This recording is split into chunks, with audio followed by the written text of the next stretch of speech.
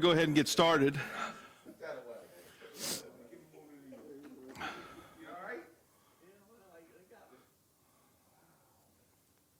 Once Vinny hops off of the love train, I was going to say the love train, but there's nothing wrong with the love train, Vinny. I'm all for the love train. Love. Imagine all the people. Oh, are you not talking about that, John? Oh.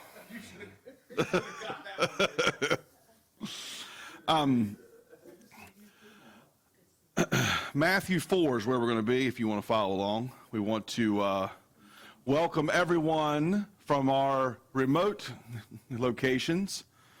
We're so glad to have you at our satellite congregations.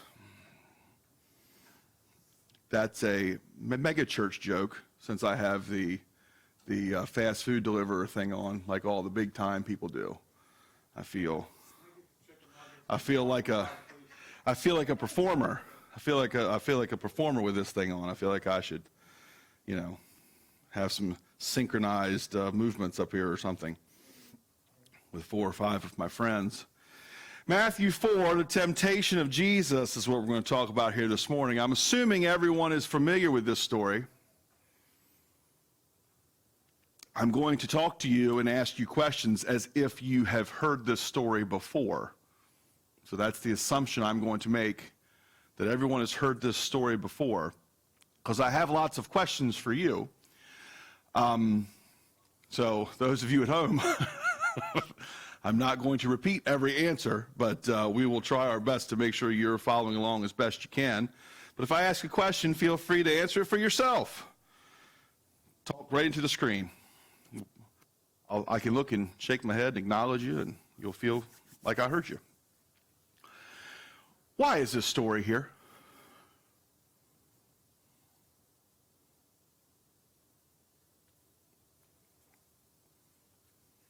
Why is this in the Bible?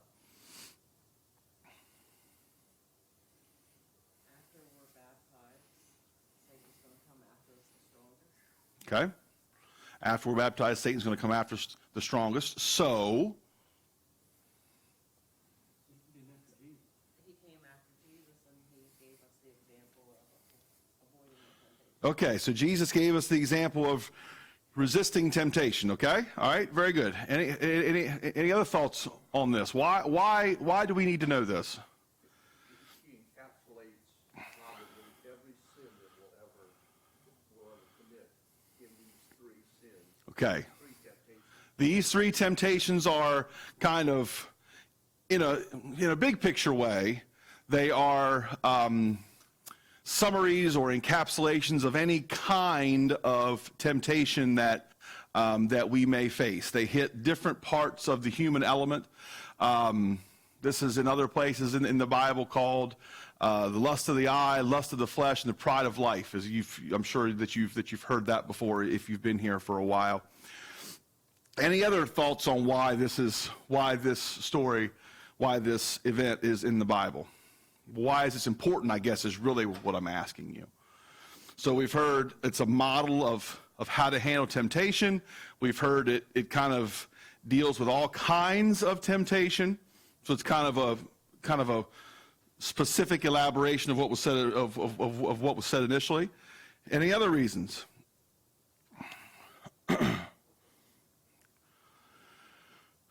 One of the reasons I want us to think about, and again, if you have reasons, still holler them out. But one of the things I want us to really look at this morning, that I think is an underrated and underappreciated part of this account, is the look at the character of Jesus. Okay, this is really a peek inside the character of Jesus from the very beginning.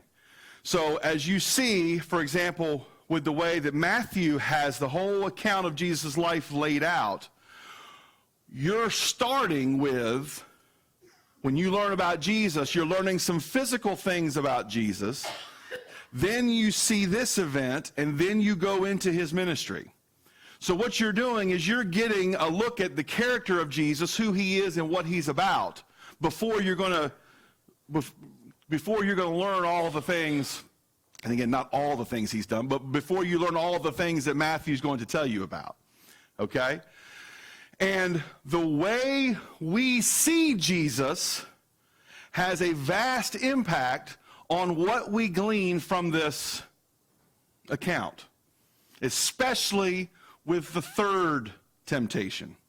We're going to spend the most amount of time on the third temptation. We'll talk about all three, but we might not go through them sequentially just because I want to make sure we have time for the discussion about temptation number 3.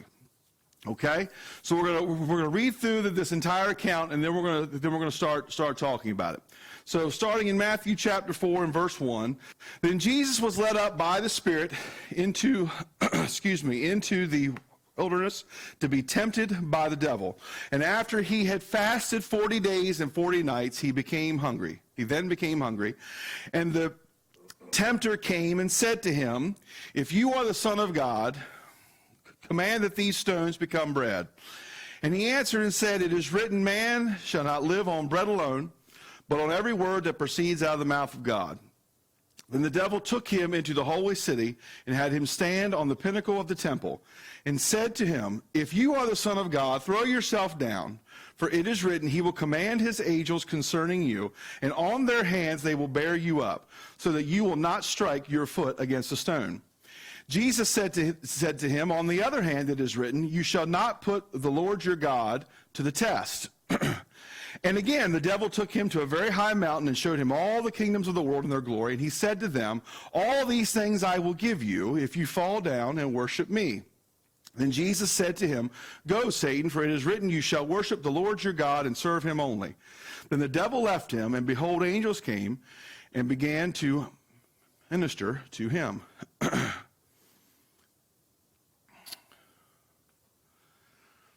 One of the things I want us to look at first is the way that the tempter addresses Jesus.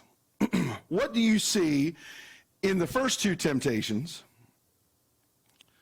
that the tempter specifically says to Jesus that might try to get his goad a little bit? Isn't that the phrase, get his goad?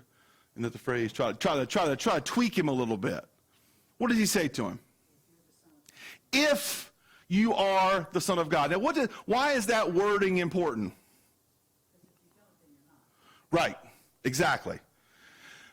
When you use that phrase "if" there, what he's saying is, if you are who you say that you are, if you are who you claim to be, then you will do what I say.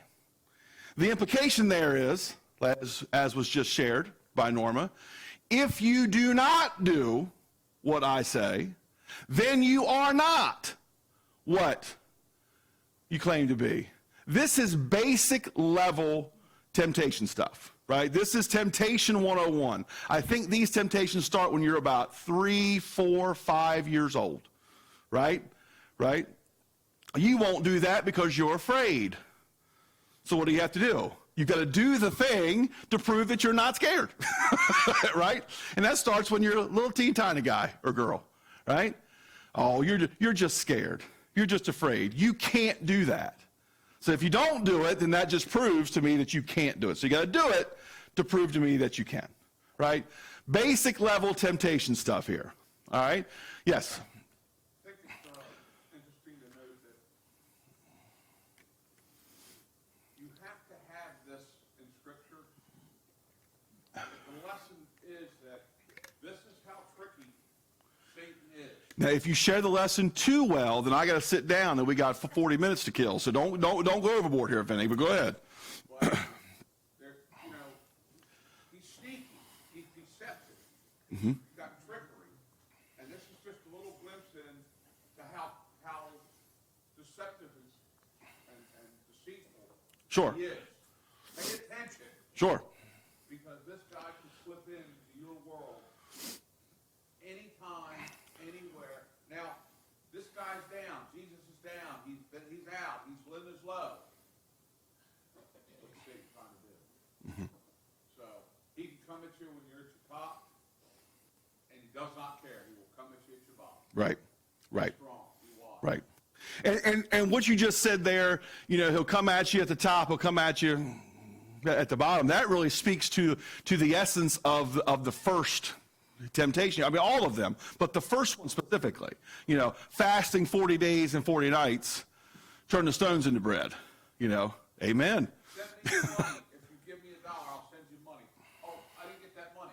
Oh, your faith wasn't strong enough. Right. Right. That's a Satan trick. Sure.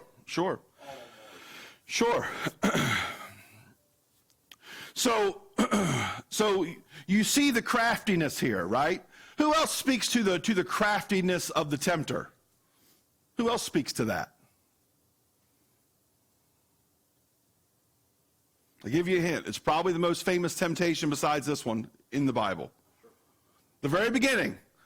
One of the first observances made about the serpent in the garden was, it was craftier than all the others, right? That's exactly right. Okay? So this is not a new characteristic. Right? This is consistency. You're exactly right. Okay? So and we're gonna get into that point if we have time. I hope we have time. But at the end, when we talk about temptation and how it happens to us. But one of the things that you see here that is also very subtle, and again, this is where it's important that you know about this story already, because I'm going to assume that you do. What do we know about God and Jesus? They are what? They are one, okay? And you notice this idea of the Son of God here, this idea of what is he trying to do here, it seems like. Maybe trying to put a little bit of space between the two, right? If you're this, then, and the reason why I say that is because here's where I want to challenge you a little bit. I think sometimes when we talk about this particular account, one of the things that we do is we fall into that trap as well. We see this as, this is God's little boy, his first opportunity on the big stage. How does he do? Right? This is God's little boy's first test. Let's see how he makes out. Jesus is, when he stands here in the wilderness, is all the things that we know him to be. He's that here. Meaning, Jesus is King of Kings and Lord of Lords. He hasn't been called that yet, chronologically, but he is that. A lot of these superlatives that we give Jesus, he is those things in this moment as he's standing here. He is already those things. Those are not things that he graduates to at different times in his life. So, when you see this idea of the tempter treating him as if he is less than God, you already see an element of what Satan is trying to do. You already see an element of what the tempter is trying to do here. Okay? That space between Jesus and his Father is important. I think it's interesting in the second temptation, when he talks about throwing himself down from the high point, and the angels will attend to him. Jesus says, on the other hand, it is written, you shall not put the Lord your God to the test. And as we've read this story in my life, it's always kind of been talked about that what Jesus is saying here is he's saying, don't do something and force God's hand. Like, I shouldn't jump off of the high point to make God prove himself, right? Right? And I think that's true. But there's a second way this could be interpreted as well. Jesus could be saying, don't test me. Right? I mean, wouldn't that also be a fair extrapolation here? Frankly, I think both are correct. I think they're both right. I think it's right to not try to put God in a situation where he has to keep his word by you trying to force his hand, but I also think it's true, don't test Jesus, because he's God.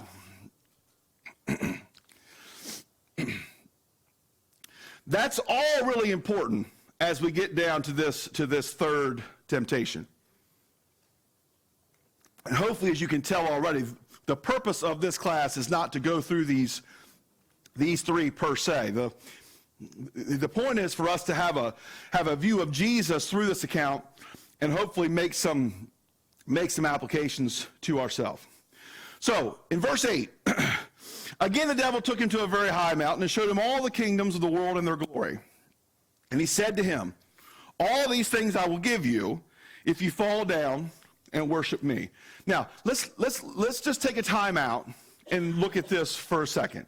You've got two ways of interpreting what happened here in verse 8 and verse 9. You've got two options, and it's not specific, so you can believe what you want. I'll tell you what I think, but that doesn't mean you have to agree with it. Okay? He says he takes him to this high point, looks at all the kingdoms in the world. This chronologically happens in a time of empire. The Roman Empire is the dominant place, on the planet. They run the show. Now again, the world, not physically, but metaphorically, is much larger at this point. You can't log on and talk to someone 10,000 miles away. Okay? It doesn't work like that. All right? But we know that at this time, the economic, the philosophical, the hub of the world is the Roman Empire. So when it says that he looked at all the kingdoms of the world, my thought on that is they are somewhere where they can see the grandeur of a piece of this Roman Empire. Now, you could say this is something that is miraculous in some way, because you're dealing with two people, you're dealing with one person that has power that is beyond humanity in Jesus, and you have this figure that is not humanity with the tempter. So you could say that they kind of, whisked away somewhere and so on. I don't, or they looked out and were able to somehow see the entire globe. I don't think that, but that could be possible if you want to think that. I think that they're just there, though, where they see some kind of example of the grandeur of empire, of ruling, of power. Maybe the best example for us would be to stand at the top of the Washington Monument, right? Or have you ever flown over Washington, D.C., right, on a nice clear day? You might see the White House and the Capitol and and all these cathedrals to honor the great leaders of before. You've got your Lincoln Memorial and your Washington Monument and all these things. It might be something like that, obviously not physically the same, but that would kind of be the idea. You would see clear and distinct symbols of the power that exists. And something that people always like is power. An old movie that I love is a movie called Brewster's Millions. I've referenced it before. Good movie, isn't it, Butch? And in this movie, I'm not going to explain the whole premise of the movie, because then I'd get really excited and I'd go way over my time, because I love it. But basically, this guy has to spend a bunch of money in order to inherit more money. Like, it's silly, right? And it's supposed to be silly. It's not serious. And one of the ways he tries to waste money is he runs for mayor of New York City. That's one of the ways he tries to waste this money. And Richard Pryor plays the main character. And at one point he says, and I'm not going to quote him directly because I can't remember exactly what he says, but he runs for mayor, but instead of winning, because he can't win, because that'd be considered an asset, and he can't have an asset at the end of this contest in order to win. So he runs, but he's campaigning for none of the above. He wants you to vote for no one. He wants you to vote, but vote none of the above. And he says the reason why he chooses this, or he says he knew that, and basically what he does is he just goes in there and he attacks the other two guys. talks about how crooked they are and how, of course they are in the movie, of course they are. And then he says something to the effect of, now, what is wrong here when these two guys are going to spend it's an 80s movie, when they're going to spend $5 million each to win a job that pays $150,000 a year? And he asks you to contemplate kind of, what's wrong with that picture, right? Because you see, power is more valuable even than money. Money becomes a byproduct of power oftentimes. And we laugh and we talk about that, but yet every person that becomes president retires a millionaire. They make $400,000 a year. But yet somehow they retire a millionaire. And I'm not here suggesting that there's foul play by everybody. I would not suggest that. I'm just saying it's funny. That's all I'm saying. I don't mean to. I don't mean to suggest. I sincerely don't. I'm just telling you, there's more to it than we know. That's all I seem to know. You know what I mean? They all retire, and it's not just presidents. I mean, it's not even close. It's all these jobs. And again, these jobs don't pay that much comparatively. My point is, power is a big deal. There should be no temptation that we can relate to more than the third one. No temptation that we can relate to more than the third one, because the third one is on display all the time. When we talk about the first one, many of us have not experienced true hunger. Some of you may have. I don't want to cheapen anyone's experience. I have not. I've never been, and I know that's a picture that, says a lot about that too.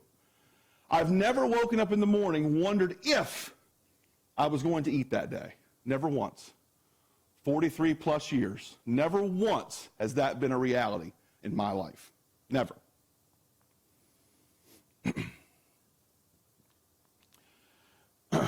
Never once, and again, I'm talking about the specifics, Dan. I'm not getting to your point, how the bigger picture. I'm talking more specifically here. This idea, I've never stood at a high place and wanted to throw myself off, thinking that God was going to swoop in and make sure I didn't hit the ground hard. No, I'm good. I believe you, Lord. I'll stay on the ground. Right? I know people that jump out of perfectly operational airplanes, don't you? Yeah, or at least have before, right? Right? I know some people like that. Yeah, no, thank you. No, thank you. I'm good. Having faith in the parachute, good for you. You have faith in that parachute. Not me. I'm good. But this one, the idea of power. The idea of power. Now, the problem is, while we feel like sometimes where I'm suggesting to you that this is the most relatable of the three, in my view, we may look at this and think it's the most unrealistic. I've never been presented with the idea of so much power that is being presented here to Jesus. And while power is the tempter, I don't believe it is power that's truly at work here. What is at work here is who Jesus is.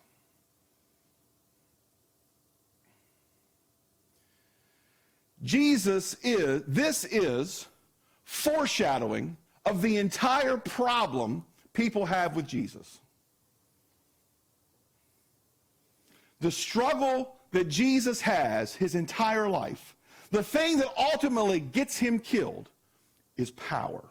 And the perception of who has it and who doesn't, and who's trying to prove they have it and who doesn't. And it's at work right here. Jesus is the king. And this is where, if you don't understand who Jesus is and you read this story, you're going to miss it on this one. If you think this is God's little boy all grown up for his first test, you're going to miss this idea. You're going to think he's being offered something and he turns it down out of love for his father. And I do think that's true. But I think what happens here is much deeper than that. Jesus is the king.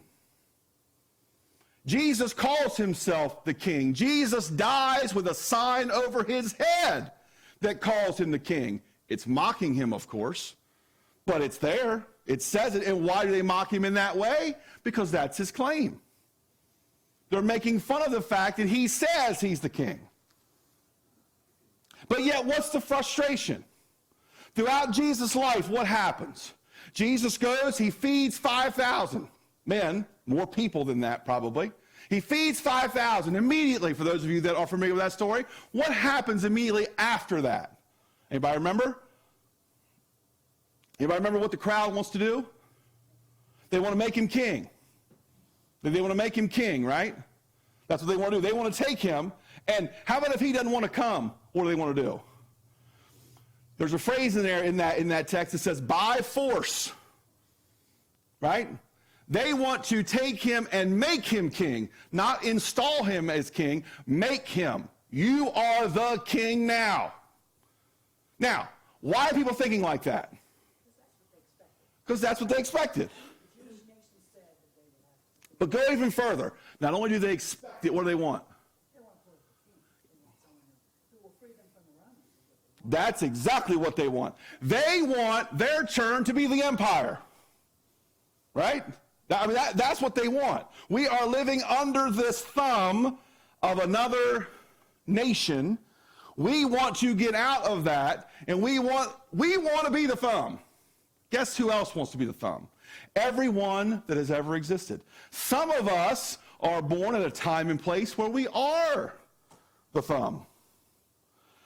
Most people are born at a time and place where they're not the thumb. One of the biggest issues we have in our world, in this country, not in our world, in this country today is what? We're afraid we might not be the thumb anymore. China, they're trying to be the thumb. We want to be the thumb. We don't want them to be the thumb. Because being the thumb is cool. It's great.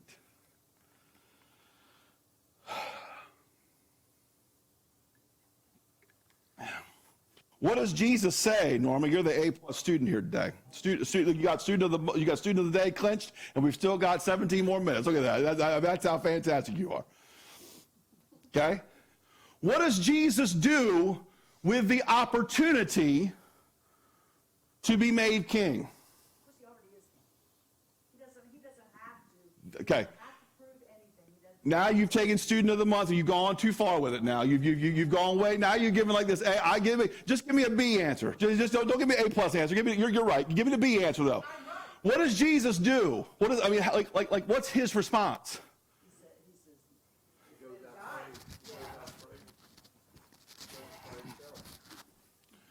He literally leaves immediately. Like, he doesn't say a word. Jesus, please. Right? He goes out to be by himself. He goes out, spends time with his father, Dad. That's what you mentioned. You're exactly right. But that he gets out of there because that's not his bag. Jesus is not the thumb.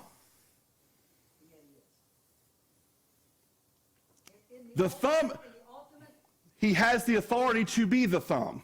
He is not the thumb. He does not push on us like that.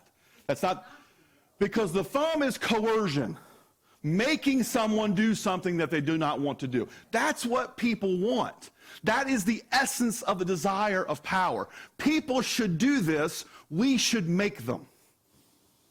People should do that, we should make them. The political structure in this entire country is exactly that. You have a group of people that thinks people should do X, Y, and Z. We should get elected and make them. These people think people should do A, B, and C. We should get elected and make them. Jesus doesn't make you do anything. It is your choice. Everybody's trying to make somebody do what they think they should do, what they think should happen. That has always been true. It will always be true. And no group of people is excluded from that. That is the essence of the way the world works. And Jesus says, I am not a part of that system. That is not who I am. So then the message to us is that is not who we are. It's not.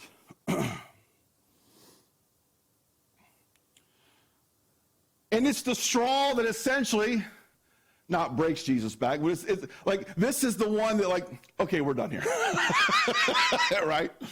I mean, you are so, I mean, you know, you started with me being hungry, you know, yeah, I get it, right?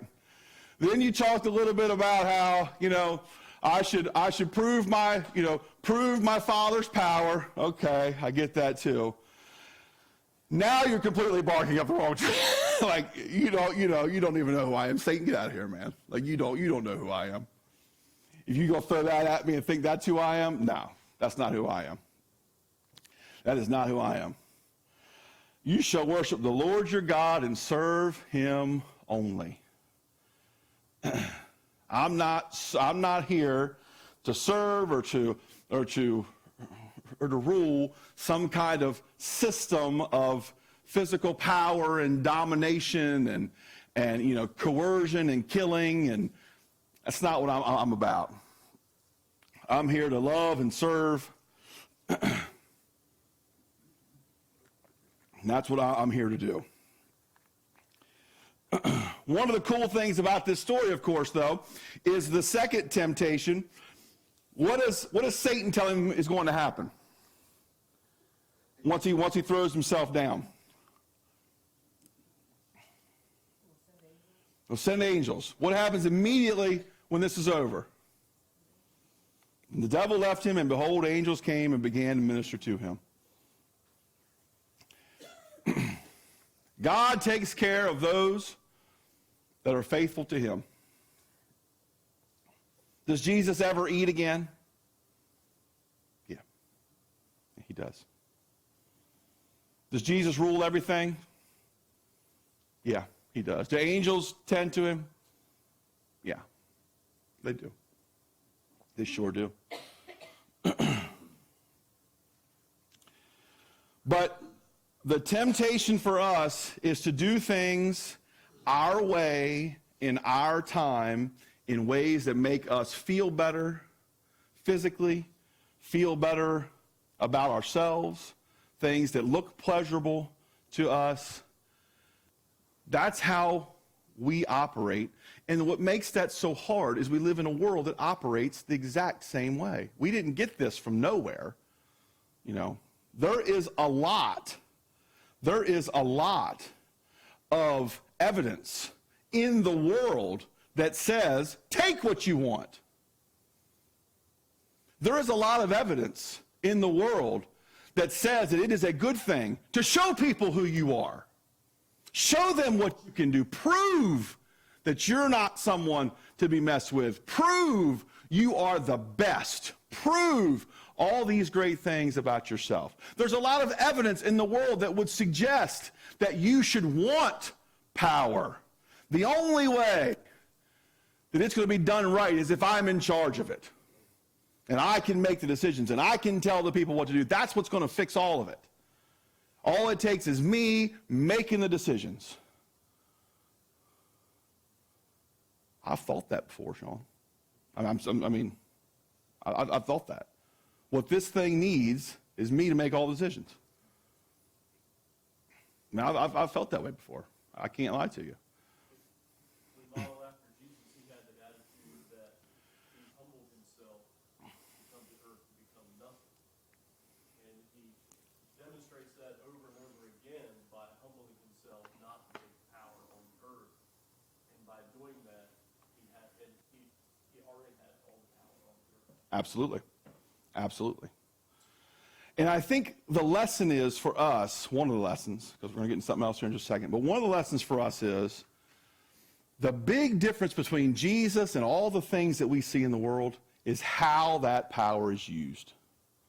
It's almost always used for self-advancement in the world. Self-advancement. We need more of this. We need more of that. We need to do this. We need to force these people to do this. We need to make these people do that. Never what Jesus does. It's just not. It's just not who he is. I love how Matthew, lays this out before everything else, because then you're going to go over to chapter, we're not going to do this, but you're going to go over to chapter 5. I feel like Sermon on the Mount's got a lot of play recently, right? Which is good. I love it. It should. But like this theme of, like this kind of lays the foundation for the theme of everything you thought the way things should work really don't work that way, right? I mean, all the things you've ever seen in your life, and all the things you've been taught, and all the things you've been shown, that's not really how it works with God. And that's really how Matthew opens up this entire thing. And again, when you think about Matthew's background, that makes sense. Matthew, what is his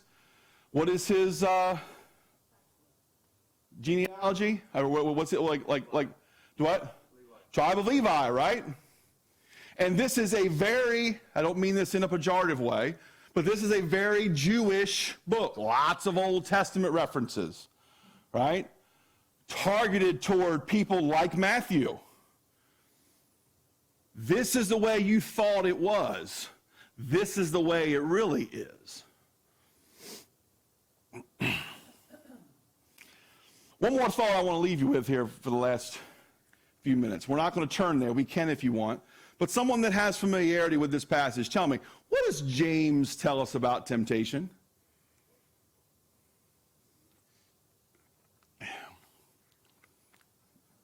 He tells us a lot, so you can tell me as much as you want to. What does James tell us? Do what? Okay, flee from it. What does he tell us about it specifically? Like its origins, where it comes from? What does he say? The first thing he says, let me help you a little bit. The first thing he says is who it doesn't come from. Who does he say it doesn't come from? God, right? That's the first thing he says.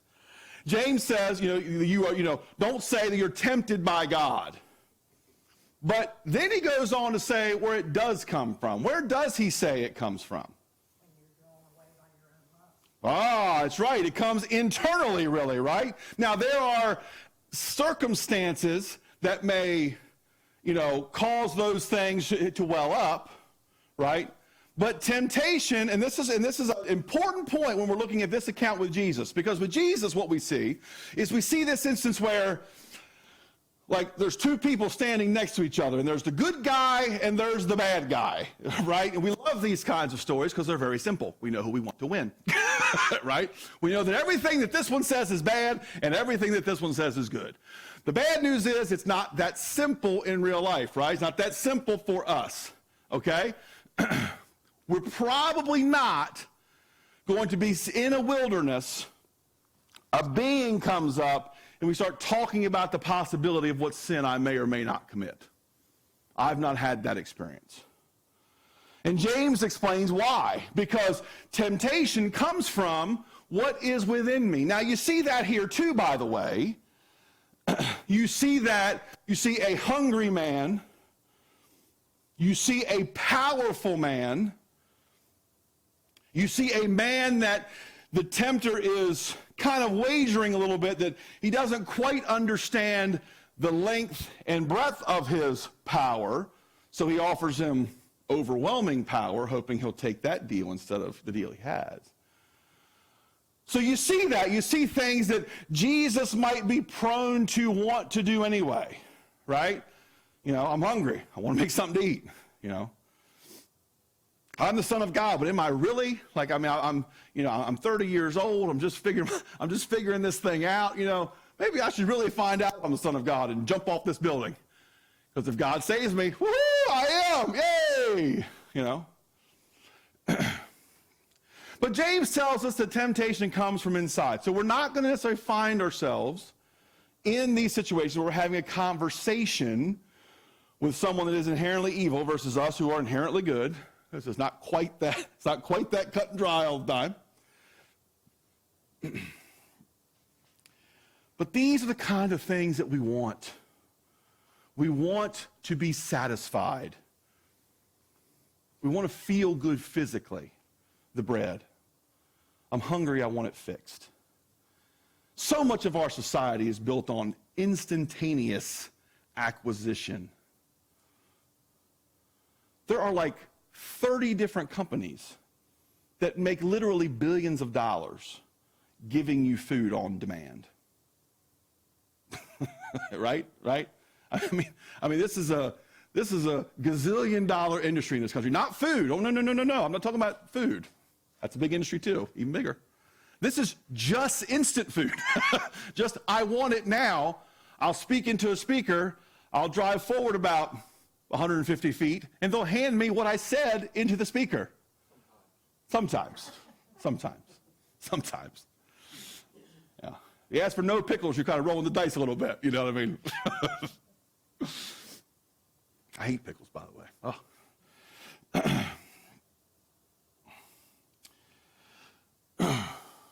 You know, this instant fulfillment. You know, the idea of who am I? Who am I? Second temptation. Who am I? That's what that's really about. It's about Satan trying to get Jesus to prove to himself that he is who he's been prophesied to be, who he's probably been told he is, who he may even at this point think he is or know he is. But let's prove it. The who am I? I need to feel assured. I need to feel confident. So I need to do this thing. I've not pursued a woman in 20 years. Can I still do it? Well, no. Maybe I should prove that I can. I haven't done this. I haven't made this much money. Can I do it? Let me just drop everything else and focus like a laser beam on that. My family will be fine. They'll be fine. They can take care of themselves. I need to prove I can do this. And then, of course, the power. The ability to tell people what to do. Oh. Don, if they would just listen to me, right? And I'm telling you right now, if you look me in my face and tell me you've never, ever felt that way in your life, I will not believe you. Yeah. You haven't hit on this point, I don't think, a whole lot, but I think there's a danger, and I think Romans reflects this also. The fact that we as Christians can sometimes get to a point where, because we believe that we are doing what God wants us to do, that we get into a power Yes. feeling where someone, Yes. Well, and that's a major global problem throughout history. Like the idea of like this, and I know this is not specifically what you're saying, because you can do this at the micro level individually, but collectively, like the idea of almost making an agreement with the world, with the worldly establishments in order to get our will across, right? I mean, that's been happening globally for about 1,600 years or so. You know, when you trace about, well, not 1,600, that's poor math. You know, more like 1,700 years. You know, when you see Constantine comes to the throne in Rome and makes this kind of makes this, he's the first Christian to be Caesar, and he kind of makes this, I would call unholy alliance. We're going to start doing these things for God now. We're going to be the conquering, we're going to be the thumb for God. I mean, God doesn't need a thumb. And he's choosing not to rule the world that way. He's choosing not to force you to choose to follow him. Why are you going to try to choose to do something else? And yet, really from then until, before then too, but that happens all the time in the world now. There's been lots of people killed in the name of God. They need to worship God this way, or they need to worship God that way, or they need to follow God this way. Yes? It all turns around the corner for me about free will Mm-hmm. and learning to make your decisions. And now that I try to base my free will decisions that against, well, that's tough. Sure. That's just like, Sure. a ton of ice cream on a hot day. Yeah, it's just tough, free will is. Right. But if I try to take my free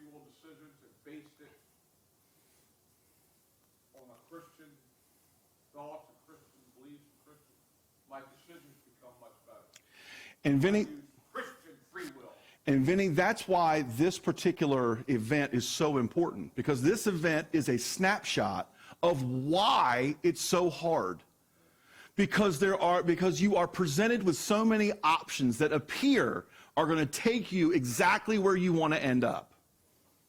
There's all these options. You can do this and get right where you want to be. You can do this and get right where you want to be. You can do this and be filled. You can be this and be reassured that you are the Son of God. You can do this and rule the world. Who doesn't want those three things? But what's the truth of it? The truth of it is, Satan is not qualified to make someone the ruler. What's the truth of it? What's the truth of it? You're going to get hungry again, right? You know, what's the truth of it? Okay, you're the Son of God now. You've proven that now. Now what? We don't often think beyond that. We're very short-term thinkers. And again, as our society gets more instantaneous, as things in our world move faster, and they move so fast now, so fast, so fast. Something is out of style by the time you get around to buying it, and it is showing up at your house. It was in style when you ordered it. Now I've got it, it's out of style. Everything's so fast. But the world's way is not our way. Thank you all very much.